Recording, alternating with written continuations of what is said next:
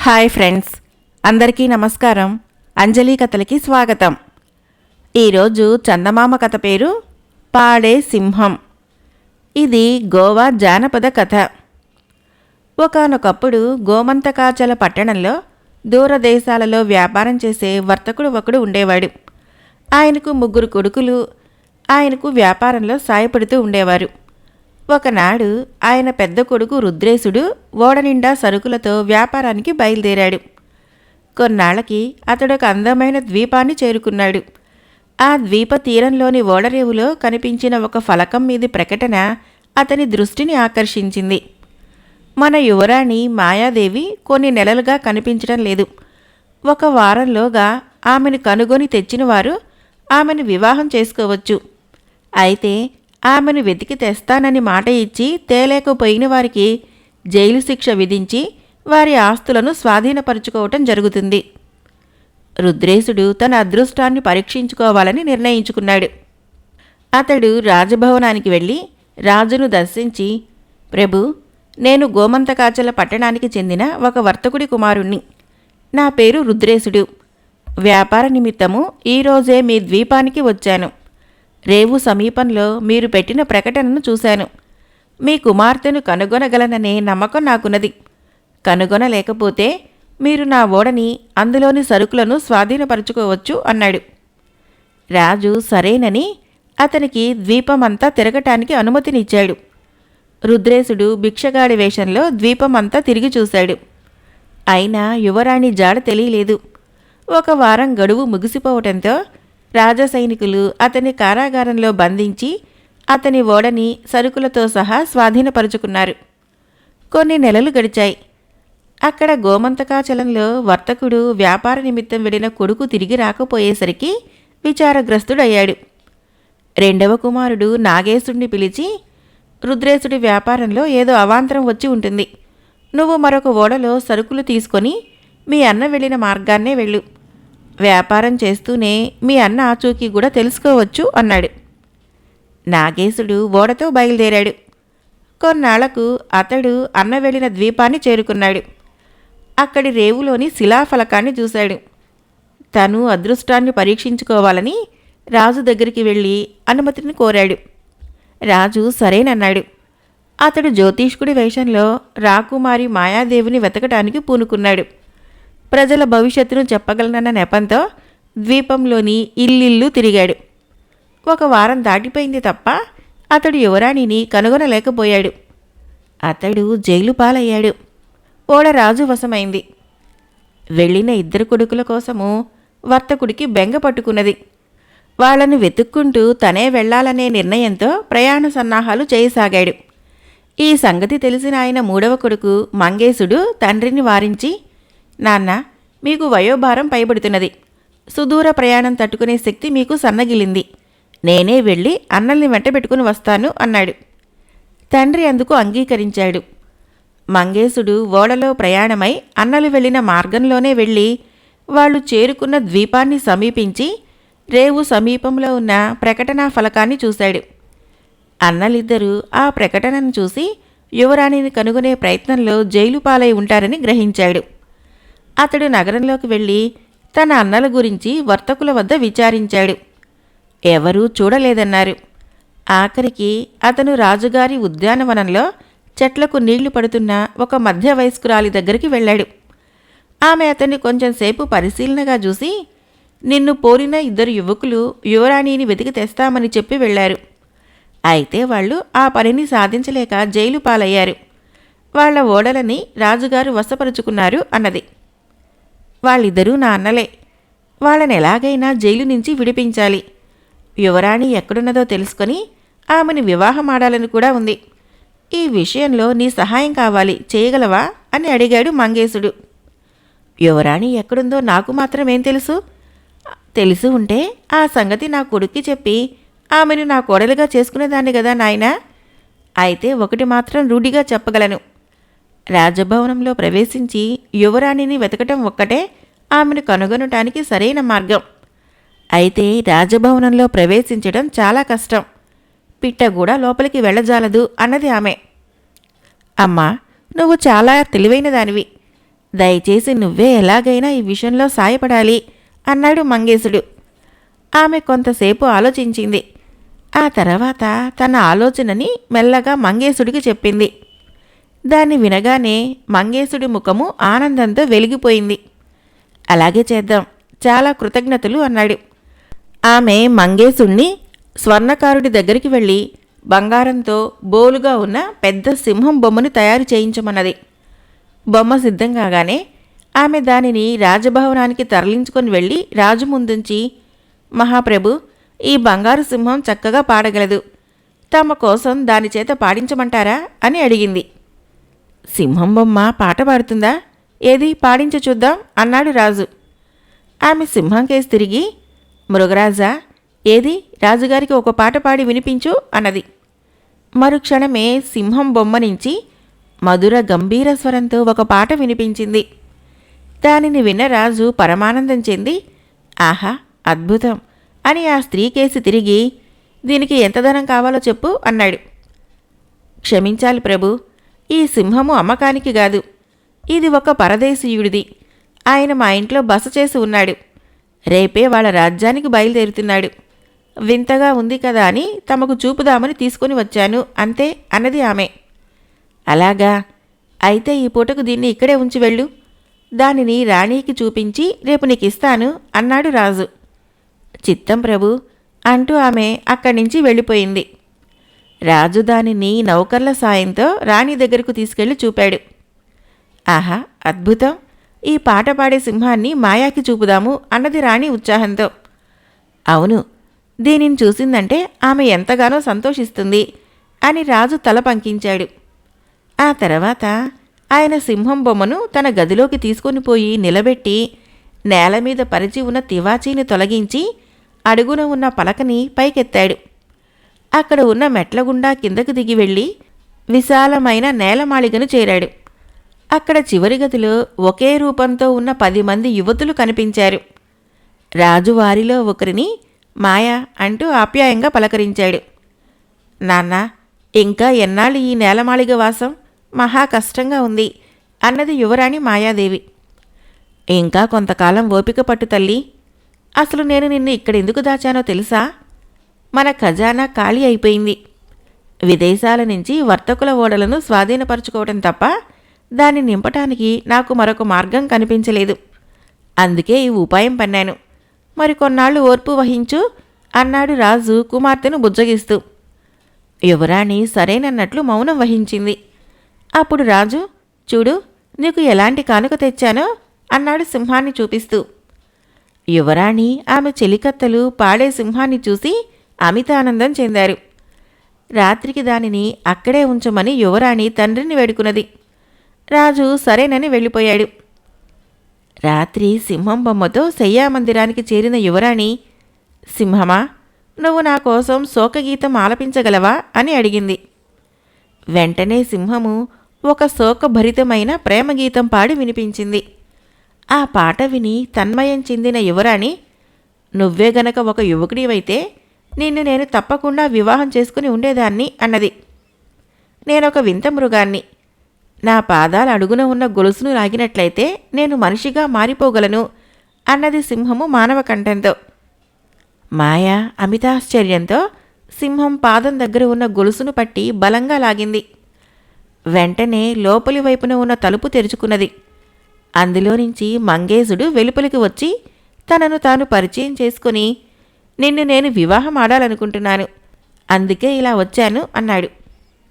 మాయ సిగ్గుతో ఆనందంతో ఉబ్బితబ్బైపోయింది. ఆ రాత్రంతా ఏం చేయాలో ఇద్దరూ ఆలోచించారు. ఒకే రూపురేఖలతో ఉన్న చెలికత్తెల నుంచి మాయాదేవుని ఎలా కనుగొనాలో మంగేశుడు తెలుసుకున్నాడు. ఆమె పై పెదవి పైన పుట్టుమచ్చ మిగతా వారికన్నా కాస్త పెద్దదిగాను ఉబ్బెత్తుగాను ఉన్నది. చెలికత్తెలకు ఆ మచ్చ పెట్టబడింది గనక మామూలుగా కనిపిస్తుంది. తెల్లవారగానే మంగేశుడు మళ్ళీ సింహం బొమ్మ లోపలికి వెళ్ళిపోయాడు. రాజాజ్ఞ ప్రకారము దానిని భటులు తోటమాలి స్త్రీకి అప్పగించారు. ఆ తర్వాత మంగేశుడు రాజును దర్శించి, మహారాజా, నేను గోమంతకాచల రాజ్యానికి చెందిన ఒక వర్తకుడి కుమారుణ్ణి. మీ కుమార్తెను వెతకటానికి అనుమతి కోరి వచ్చాను అన్నాడు. రాజు అనుమతించాడు. ఆయనకు అనుమానం రాకుండా ఉండేందుకు మంగేశుడు 6 రోజుల పాటు ద్వీపమంతా వెతికాడు. 7వ రోజున రాజు దగ్గరికి వెళ్ళి, ద్వీపమంతా గాలించి చూశాను. యువరాణి జాడ తెలియలేదు. రాజభవనం ఒక్కటే మిగిలింది. అక్కడ వెతుకుతాను. తమ అనుమతి కావాలి అన్నాడు. ఆ మాట విని రాజు గతుక్కుమన్నాడు. ఒక్క క్షణము నోట మాట రాలేదు. ఆ తర్వాత తేరుకొని, సరే అలాగే కానివ్వు అన్నాడు. మంగేశుడు ముందుగా భవనమంతా తిరిగి చూశాడు. రాజమందిరంలోకి వెళ్ళి నేలనంతా పరిశీలనగా చూశాడు. ఒకచోట తివాసీని తొలగించి పలకను పైకెత్తి మెట్ల గుండా కిందకి దిగి వెళ్ళాడు. రాజుకి దిక్కుదోచలేదు. చేసేది లేక మౌనంగా అతని వెంట నడిచాడు. మంగేశుడు నేలమాళిగలోని యువరాణి మందిరానికి వెళ్ళి 10 మంది యువతులను చూపుతూ, వీరిలో ఒకరు తమ కుమార్తె అన్నాడు. నువ్వు ఆమెను గుర్తించగలిగితే చూపించు మరి అన్నాడు రాజు. తాను చూసిన యువకులందరిలోకి ఇతడు తెలివైనవాడని రాజు గ్రహించాడు. మంగేశుడు యువతులందరినీ ఒకసారి పరిశీలనగా చూశాడు. మిగిలిన వారికన్నా మాయాదేవి పెదవి మీద పుట్టుమచ్చ విలక్షణమైనదని అతడికి తెలుసు. దానిని పరిశీలించి చూసి ఆమె దగ్గరికి వెళ్ళి వంగి నమస్కరించి రాజుకేసి తిరిగి, ప్రభు, ఈమె తమ కుమార్తె అన్నాడు. నువ్వు చాలా తెలివైనవాడివి, ధైర్యశాలివి. నువ్వే నా కుమార్తెకు తగిన వరుడివి అన్నాడు రాజు ఆనందాశ్చర్యాలతో. మంగేశుడు పరమానందం చెంది, ప్రభు, తమ నిర్ణయానికి చాలా సంతోషం. అయినా నాదొక చిన్న విన్నపం అన్నాడు. ఏమిటది అని అడిగాడు రాజు. మాయాదేవిని వెతకగలమని వచ్చి జైలు పాలైన యువకులందరినీ విడుదల చేయండి అన్నాడు మంగేశుడు. అలాగే అన్న రాజు అప్పటికప్పుడే వాళ్ల విడుదలకు ఆజ్ఞలు జారీ చేశాడు. అలా విడుదలైన వారిలో రుద్రేశుడు, నాగేశుడు కూడా ఉన్నారు. తమ్ముడు చేసిన సాహసం గురించి విని వాళ్ళు ఆనందంతో ఉప్పొంగిపోయారు. రాజుకు మాత్రము మంగేశుడు తన కుమార్తె ఉన్న చోటును ఎలా కనుగొనగలిగాడా అన్న అనుమానం తీరలేదు. మంగేశుడు యువరాణి మాయాదేవుని వివాహమాడి ఆమెను వెంటబెట్టుకుని అన్నలతో కలిసి తమ రాజ్యానికి తిరుగు ప్రయాణమయ్యాడు. మరొక కథ పేరు కుంభన్న నిద్ర. రచించిన వారు వసుంధర గారు. ఒక ఊళ్ళో గురవయ్య, గురవమ్మ అనే దంపతులున్నారు. వాళ్లకు లేక లేక ఒక మగబిడ్డ కలిగాడు. ఆ బిడ్డ పుట్టగా ఉంగా అని ఏడ్వలేదు, కళ్ళు విప్పలేదు. కంగారుపడి మంత్రసాని గిల్లినా కొంచెం కదిలాడు తప్ప ఏడ్వలేదు. పాలు పట్టించబోతే మాత్రము నోరు తెరుస్తున్నాడు. అలా వారం రోజులు గడిచాక వాళ్ళింటికి ఒక సాధువు వచ్చాడు. గురవయ్య ఆయనకు విషయం చెప్పి బాధపడ్డాడు. సాధువు గురవయ్యను పిల్లవాడు పుట్టిన సమయము, నక్షత్రము అడిగి తెలుసుకొని ఏవో లెక్కలు వేసి ఆశ్చర్యపోయి, ఆహా, సంగతి అదన్నమాట అని ఒక క్షణం ఆగి, గురవయ్య, నువ్వు అంతగా విచారపడవలసిందేమీ లేదు. నీ కొడుకు అంతో ఇంతో కుంభకర్ణుడి అంశన పుట్టాడు. త్రేతాయుగంలో కుంభకర్ణుడు సగం నిద్రలో లేచి యుద్ధం చేసి చనిపోయాడు కదా. ఆ నిద్రమోజు తీరలేక ఇలా మళ్ళీ జన్మ ఎత్తాడు. ఆ కుంభకర్ణుడు ఏడాదిలో 6 నెలలు మెలకువగా ఉండి 6 నెలలు నిద్రపోయేవాడు. నీ కొడుకు మాత్రము ఏడాది పొడుగునా ప్రతిరోజు చాలాసేపు నిద్రపోతూనే ఉంటాడు. ఇప్పుడింకా రోజుల పిల్లవాడు కాబట్టి మొత్తం అంతా నిద్రే. ఏడిస్తే నిద్ర తేలిపోతుందని వాడు ఏడవటం లేదు అంతే అని చెప్పాడు. సాధువు మాటలతో గురవయ్య దంపతుల మనసుకు కాస్త ఊరట కలిగింది. వాళ్ళ కుర్రవాడికి ముద్దుగా కుంభన్న అనే పేరు పెట్టి పెంచసాగారు. వాడు ఉదయం నిద్రలేచి కాలకృత్యాలు తీర్చుకొని పాలు, ఫలహారం పుచ్చుకొని నిద్రపోయేవాడు. మళ్ళీ మధ్యాహ్న భోజనము, నిద్ర, సాయంత్ర ఫలహారానికి, రాత్రి భోజనానికి లేవటం తప్ప మిగతా సమయమంతా వాడికి నిద్రతోనే గడిచిపోయేది. ఏ పని చేయకుండా ఆహారం మాత్రం తీసుకుంటూ ఉండటం వలనేమో వాడికి భారీ కాయం వచ్చింది. 5 సంవత్సరాల వయసులో కుంభన్న బడికి వెళ్ళటం మొదలుపెట్టాడు. వాడు బడిదాకా నడవలేకపోతే తండ్రి వాడిని ఒంటెద్దు బండిలో పంపేవాడు. కుంభన్న బండిలోనే నిద్రపోయేవాడు, బడిలో నిద్రపోయేవాడు. ఏడుకు మించిన శరీరంతో వాడు బడి పిల్లల మధ్య రాక్షసుడిలా ఉండేవాడు. తీరిక వేళల్లో పిల్లలు వాడి శరీరంతో ఆడుకునేవాళ్ళు. అలా కుంభన్నకి 16 వచ్చాయి. వాడికి మరింత మహాకాయం వచ్చింది, కానీ అక్షరం ముక్క కూడా అబ్బలేదు. కోపగించుకుంటే నిద్రాభంగం అవుతుందని కుంభన్న తననెవరేం చేసినా ఏమీ అనేవాడు కాదు. అందువల్ల వాడంటే అందరికీ ఇష్టంగా ఉండేది. గురవయ్యకు గురవమ్మకి కొడుకు భవిష్యత్తు గురించి బెంగ పట్టుకున్నది. వాడిని మామూలు మనిషిని చేయాలని వాళ్ళు ఎన్ని ప్రయత్నాలు చేసినా ఫలించలేదు. అలాంటి సమయంలో కుంభన్న జన్మరహస్యం చెప్పిన సాధువు మళ్ళీ వాళ్ళింటికి వచ్చి విషయం తెలుసుకున్నాడు. ఆయన ఒకరోజంతా వాడిని శ్రద్ధగా గమనించి, నిద్ర ఎక్కువ తప్పితే మీ కుంభన్న చాలా తెలివైనవాడు. నిద్ర కోసం వాడు ఎంతటి కష్టమైన పనినైనా చురుగ్గా చేయగలడు. కాబట్టి వాడికి ఏ విద్య అయినా తొందరగా వస్తుంది. గత జన్మలోని నిద్రాభంగ ఫలితం కూడా ఇక పూర్తయింది, కాబట్టి 1 నెల రోజుల పాటు నేను వాడికి విద్యాబుద్ధులు నేర్పుతాను అన్నాడు. సాధువు ఉపాయం ఫలించింది. నిద్రపోవటం కోసము ఎంత కష్టమైన పాఠాన్నైనా క్షణాల మీదే నేర్చుకుంటూ నెల రోజుల్లో అన్ని సంవత్సరాల్లో మిగతా వాళ్ళు చదివిన చదువునంతా వంట పట్టించుకున్నాడు కుంభన్న. సాధువు వాడినెంతగానో మెచ్చుకొని, ఎంతో చురుకైన వాడివి, నీవిప్పుడు ఏ గురుకులానికైనా వెళ్ళి గొప్ప గొప్ప శాస్త్రాలు అభ్యసించు, లోకానికెంతో ఉపయోగపడతాయి అన్నాడు. స్వామి, ఎక్కువసేపు మెలకువగా ఉండటం నా వల్ల కాదు. తమరు మహాశక్తివంతులు కదా, నాకు కలలోకి వచ్చి పాఠాలు చెప్పండి అని సాధువును కోరాడు కుంభన్న. అలాగే, నీ కలలోకి వస్తాను, కానీ నువ్వు భోజనం కూడా కలలోనే చెయ్యాలి, తెలిసిందా అన్నాడు సాధువు. కుంభన్న సరేనన్నాడు. సాధువు కుంభన్నకు కలలో కనిపించి పాఠాలు చెప్పాడు. కుంభన్న కలలోనే భోజనం చేశాడు. కానీ అందువల్ల వాడికి పాఠం అబ్బలేదు, కడుపు నిండలేదు. అలా 4 రోజులు గడిచాక నీరసంతో కుంభన్నకు నిద్ర పట్టలేదు. కాలక్షేపం కోసము వాడు ఊరంతా తిరిగాడు. అప్పుడు వాడికి ఊరెంతో అందంగా కనిపించింది. ఇక ఆగలేక బయట పూటకూళ్ళ ఇంట్లో భోజనం చేస్తే ఆ తిండి ఎంతో రుచిగా అనిపించింది. నా చుట్టూ ఇంత గొప్ప ప్రపంచం ఉంటే నేను దాన్ని చూడకుండా నిద్రపోతున్నాను. కళ్ళు మూసుకుంటే వచ్చే కల కంటే కళ్ళు తెరిచినప్పుడు కనపడే నిజమే చాలా గొప్పది అన్న విషయాన్ని వాడు తెలుసుకున్నట్లు సాధువుకు చెప్పాడు. మనిషి పుట్టినవాడు కలలు కనటానికి తక్కువ సమయాన్ని, కలలు నిజం చేసుకోవటానికి ఎక్కువ సమయాన్ని వెచ్చించాలి. నిద్రలో కన్న కలలు మెలకువలోనే నిజమవుతాయి, కాబట్టి మనిషి ఎక్కువసేపు మెలకువగా ఉండాలి. అయితే కృషి లేని మెలకువ కూడా నిద్ర వంటిదే, కాబట్టి ప్రతి మనిషి అపారమైన కృషి చేసి 10 మందికి మేలే చేయాలి అని సాధువు కుంభన్నకు హితబోధ చేశాడు. కుంభన్న ఆలోచనా ధోరణి పూర్తిగా మారిపోయింది. వాడు క్రమంగా సకల శాస్త్రాలు అభ్యసించి చాలా గొప్పవాడయ్యాడు. ఇప్పుడు తక్కువసేపు నిద్రపోతున్నా వాడికి ఈ నిద్ర పూర్వం కంటే ఎక్కువ సంతోషాన్ని ఇస్తున్నది. మరొక కథ పేరు శ్రమదానం. రచించిన వారు ఆకెళ్ల వెంకట సుబ్బలక్ష్మి గారు. రామాపురం గ్రామంలో ఏనాటిదో అయినా రామాలయము జీర్ణావస్థలో ఉండగా ఒకసారి వచ్చిన గాలివాన తాకిడికి బాగా దెబ్బతినిపోయింది. గ్రామ పెద్దలు సమావేశమై ఆలయాన్ని పూర్తిగా పునరుద్ధరించాలని నిర్ణయించుకున్నారు.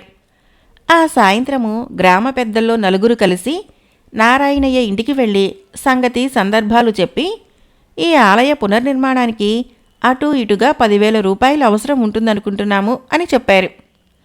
ఆ మాటలకి నారాయణయ్య చిరునవ్వు నవ్వి, ఏ కాలంలోనో ఈ ప్రాంతాన్ని పరిపాలించిన మహారాజు ఆలయ నిర్మాణానికి వేల వరహాలు వ్యయం చేసి ఉంటాడు. ఇప్పుడు మనం అనుకునేలాగా 10,000 అంత పెద్ద మొత్తమేం కాదు, త్వరగా పని ప్రారంభించండి అన్నాడు. ఈ ప్రోత్సాహం తమ నుంచి రావటం మహదానందంగా ఉన్నది అంటూ రమణయ్య అనే గ్రామ పెద్ద మిగతా వారి కేసు చూసి నారాయణయ్యతో, తమరు తమ సొంత వ్యవసాయంలోనే కాక వ్యాపారం లాంటి వాటిల్లో కనబరిచే తెలివితేటలు, కార్యదీక్ష గురించి మన గ్రామంలోనే కాక ఇరుగు పొరుగు గ్రామాల్లో కూడా గొప్పగా చెప్పుకుంటున్నారు. మీ వంటి వారు గ్రామంలో అందరికన్నా ఆస్తిపరులై ఉండటం మాకెంతో గర్వకారణము అన్నాడు. అయ్యా రమణయ్య గారు, నన్నంతగా పొగడకండి. నా తెలివితేటలు, దక్షత, ఆస్తిపాస్తులు అన్నీ ఆ శ్రీరాముడి కరుణా కటాక్షం వల్ల సమకూడినాయి అన్నాడు నారాయణయ్య రామాలయం దిశగా చేతులు జోడించి. అప్పుడు గ్రామ పురోహితుడు కృష్ణశాస్త్రి కల్పించుకొని, రాముడి పట్ల మీకున్న భక్తి బహుదా మెచ్చదగింది. పెద్దలందరూ నిర్ణయించిన మేరకు ఆలయ పునరుద్ధరణకు గాను అయ్యే ఖర్చులో 10వ వంతు తమరు చందాగా రామాలయ నిర్మాణానికి సమర్పించగలరనుకుంటున్నాము అన్నాడు. ఆ మాట వింటూనే నారాయణయ్య ఉలిక్కిపడి, అంటే 1000 రూపాయలా అన్నాడు. వెంటనే గ్రామ వైద్యుడు రంగాచారి కల్పించుకొని, 1000 రూపాయల మొత్తము మీ స్తోమతకు మించిందంటారా అని ప్రశ్నించాడు కాస్త కటువుగా. ఆ ప్రశ్నకు నారాయణయ్య తెల్లబోయి, క్షమించండి ఆచారి గారు, నేనలా అనుకోవటం లేదు. నాకు పుట్టుకతో వచ్చిన నమ్మకాలు కొన్ని ఉన్నావి. వాటిల్లో అతి ముఖ్యమైనదేమిటంటే, స్నేహితులు గాని బంధువులు గాని ఆఖరుకు దేవుడైనా సరే మనకు ఇచ్చిన బహుమానం లాంటి దాన్ని కొన్నాళ్ల తర్వాత తిరిగి ఇవ్వజూపడం అనేది వాళ్లను అవమానించడంతో సమానమని. ధనదానం కన్నా శ్రమదానం ఉత్తమమైందని మీకు తెలియంది కాదు గదా. నేను మా పెద్ద కొడుకు ఆలయం పనులు పూర్తయ్యేదాకా రోజు 1 గంట పాటు శ్రమదానం చేస్తాము అన్నాడు. ఆ మాటలకి అందరూ ఫక్కుమంటూ నవ్వారు. అప్పుడు చిన్నబోయిన నారాయణయ్య మొహం చూసి రమణయ్య, అయ్యా, మేమా 10,000 రూపాయలు పోగు చేసేందుకు ఒక పథకం ఆలోచించాం. అదేమంటే దైవ దర్శనానికి గాను వాళ్ళ స్తోమతను బట్టి డబ్బు చెల్లించడం. అందుకుగాను 100 రూపాయల నుంచి 1 రూపాయి వరకు చీటీలు ఇచ్చే ఏర్పాట్లు చేస్తున్నాం. మీరు ఉదయము సాయంకాలం కూడా దైవ దర్శనానికి వస్తూ ఉంటారు కదా అంటూ లేచాడు. అతడితో పాటు మిగతా పెద్దలు కూడా లేచి నిలబడ్డారు. నారాయణయ్య చప్పున రమణయ్య చేతులు పట్టుకుని ఆపి, నేనలా గదిలోకి వెళ్ళి వస్తాను అంటూ పోయి డబ్బు తెచ్చి రమణయ్య చేతిలో పెట్టాడు. రమణయ్యతో పాటు మిగిలిన పెద్దలు కూడా నారాయణయ్యను అభినందించారు. తీరా బయలుదేరేటప్పుడు గ్రామ పురోహితుడు నారాయణయ్యతో, చందా ఇచ్చారు, సంతోషం. ఆ శ్రమదానం సంగతి మరవకండి అన్నాడు. దానితో గ్రామ పెద్దలతో పాటు నారాయణయ్య కూడా పెద్దగా నవ్వాడు. కథ అయిపోయింది. ఫ్రెండ్స్, నా కథలు నచ్చినట్లయితే మన ఛానల్ని తప్పకుండా సబ్స్క్రైబ్ చేయండి, లైక్ చేయండి, షేర్ చేయండి, కామెంట్ చేయండి. Thank you.